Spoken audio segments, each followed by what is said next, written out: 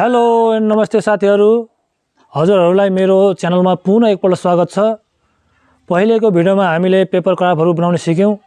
आजको भिडियोमा हामीले गाउँघरमा धान निकालिसकेपछि परालहरु त्यतिकै फालिराखेको हुन्छ। त्यो परालहरुबाट पनि हामीले काम लाग्ने सामानहरु धेरै बनाउन सक्छौं। त्यसै अनुरूप हामीले आज परालबाट गाउँघरमा बस्नको लागि बनाउने चकटी बनाउन सिक्ने छौं।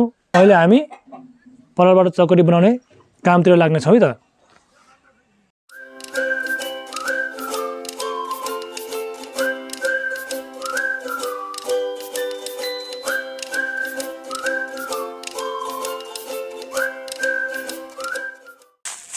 सबभन्दा पहिला यो हाम्रो पराल भयो।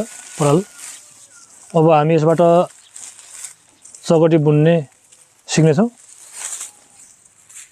सबभन्दा सुरुमा पहिला त हामीले यसलाई अलग अलग गरेर सानो पिसमा यो पाइ लगाउने हुन्छ है। पाइ लगाउने यस्तै अलग अलग गरेर छुटाउनु पर्छ है त, सजिलो हुन्छ बुन्नको लागि। तपाई हेर्दै गर्नु होला। यस्तै अलग अलग गर्नुपर्छ पहिला थोरै। यो परालको पाइ गरेर राखेको, बुन्न सजिलो होस् भनेर अलग अलग गरेर राखेछु। अब हेर्नु होला। सबभन्दा यसले लिने यो हेर्नुस्। त्यसपछि यसलाई क्रस गर्नुपर्ने हेर्नुस्। यो क्रस गर्ने, यसलाई यस्तो ल्याउने हेर्नु। यो सुरु सबभन्दा पहिला यस्तो ल्याउने। यो भयो क्रस। त्यसपछि हामीले अर्को पाइ लिने, यो माथि यसै चढाउने हेर्नु ल।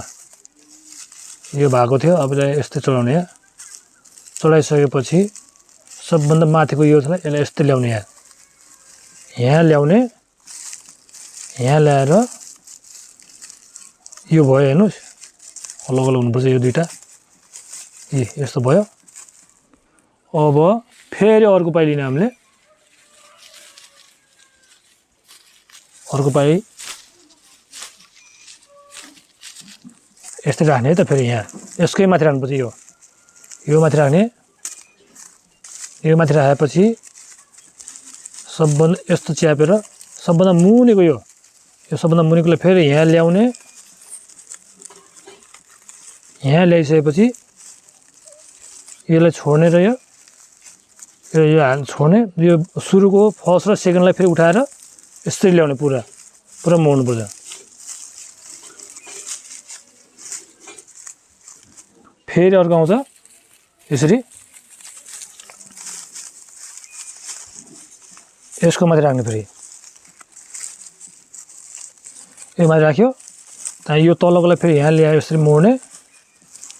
त्यहाँ यो लास्टमा हालेको यो पाइलाई छोडेर बाँकी सबैलाई मोड्ने। फेरि यस्तरी ल हेर्नुहोस् है। यो मोडेछ, हेर्दै गर्नु होला। अब फेरि यो चढायो माथि, फेरि तलको मोड्ने। यो मोड्यो। अनि यो लास्टको छोडेर फेरि पुरा यसरी मोडेर यहाँ ल्याउने।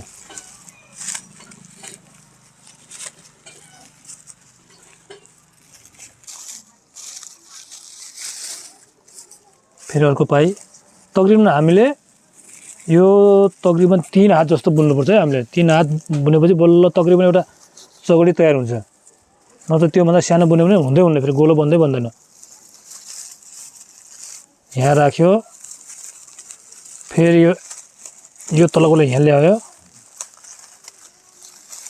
अनि यो पुरै मोड्ने। फेरि हेर्नुहोस् यस्तै बुन्दै आउनु पर्यो हामीले। अब यो अलि अप्ठ्यारो हुन्छ।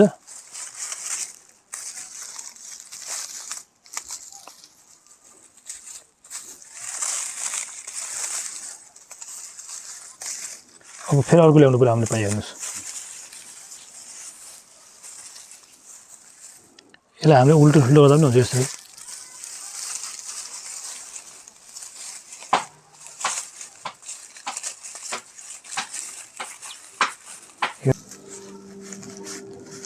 अनि यो तलबाट पुरै ल्याउनुपर्छ। फेरि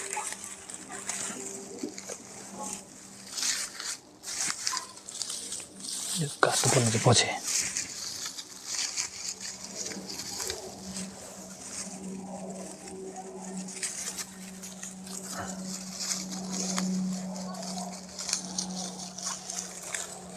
अब यस्तै बुन्दै हेर्नुहोस् ल। लगातार बुन्दै जाने अब यो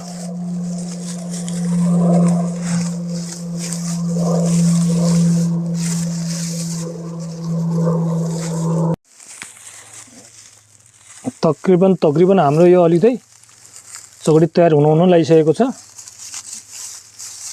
थोरै बाँकी छ अझै लेख्नै हो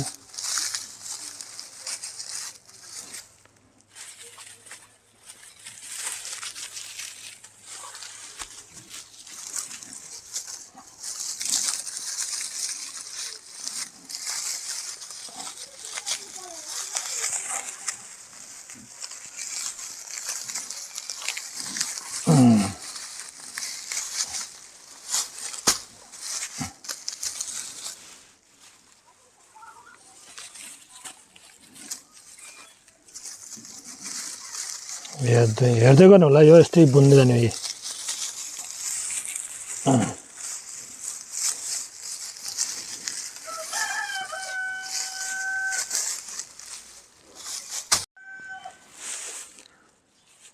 यो चकटी बुन्ने क्रममा तकरिबन हाम्रो यो 3 हात जति लामो यो बुनिसकेका छौँ है हामीले अब यो तकरिबन यो भइसक्यो अब यो हेर्नु होला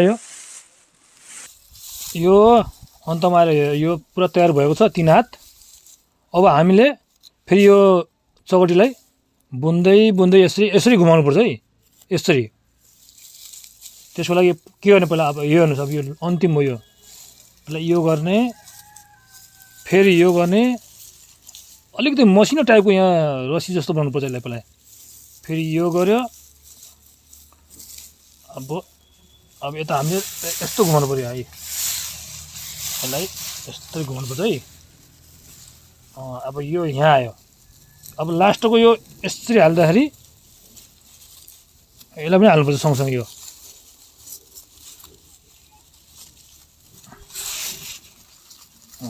अब यो फेरि यहाँ आयो हेर्नुहोस् यो आयो अब यो मोन्टामा फेरि यसलाई चढाउनु पर्यो ल हेर्नुहोस् यस्तो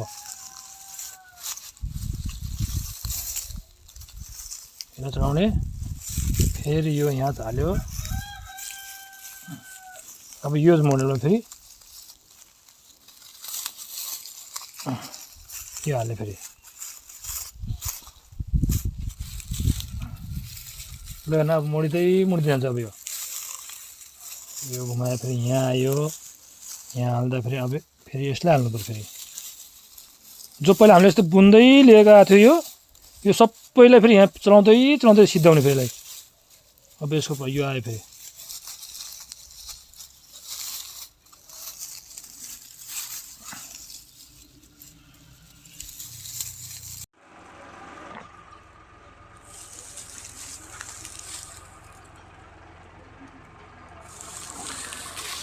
अब यो बुनेर भ्याइसकेको छ अब यो अन्तिम अवस्थामा आइपुग्यो अब यो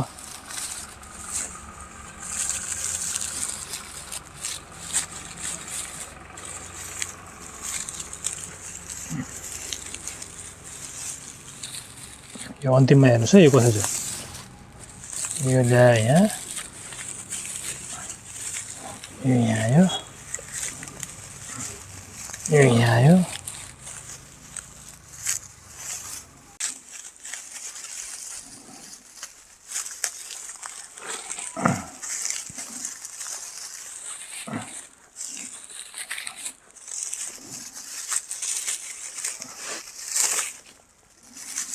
ल हेर्नुहोस् अन्तमा आएर यो एउटै रस्सी बन्छ यो यता आयो यो पनि यता आयो ल हेर्नु लास्टमा आएर एउटै बनायो यो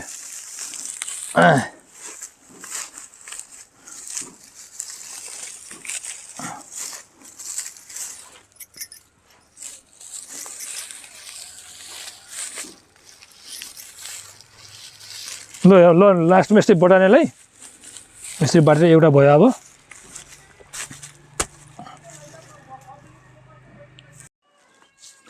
यो सिद्धियो अब यसलाई हामीले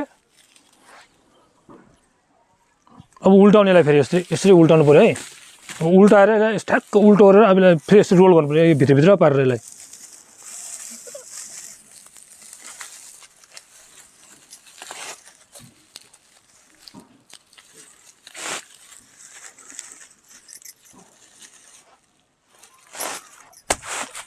अब यस्तो गर्दै यसलाई कुद्दै रोल गर्दा नि यसरी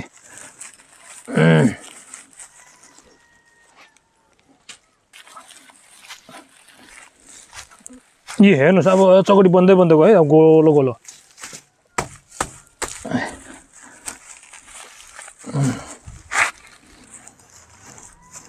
यो अलिकति सानो सानो भएछ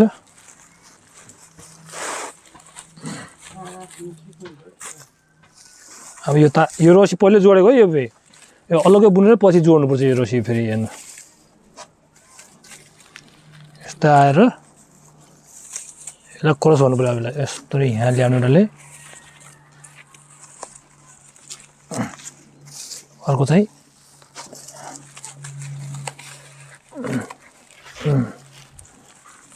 यस्तो ल्याउनु पर्यो यो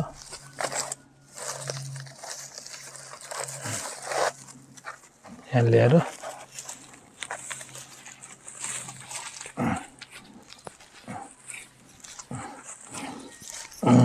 यहीँ लिएर यहीँ बाँध्नुपर्छ फेरि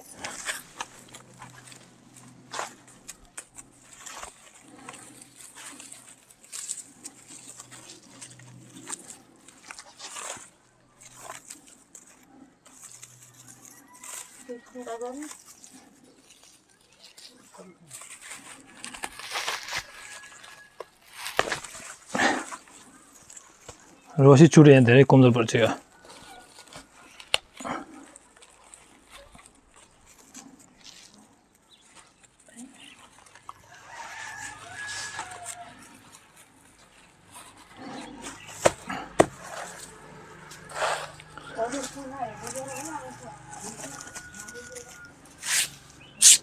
ल हेर्नुहोस् यो अन्तमा आएर हामीले चकटी बनाएको छ सानो चिटिक्क परेको अब यो झुसलाई हामीले यस्तै काटेर फालिदिनुपर्छ हेर्नुहोस् चिल्लो बनाउनु पर्छ यो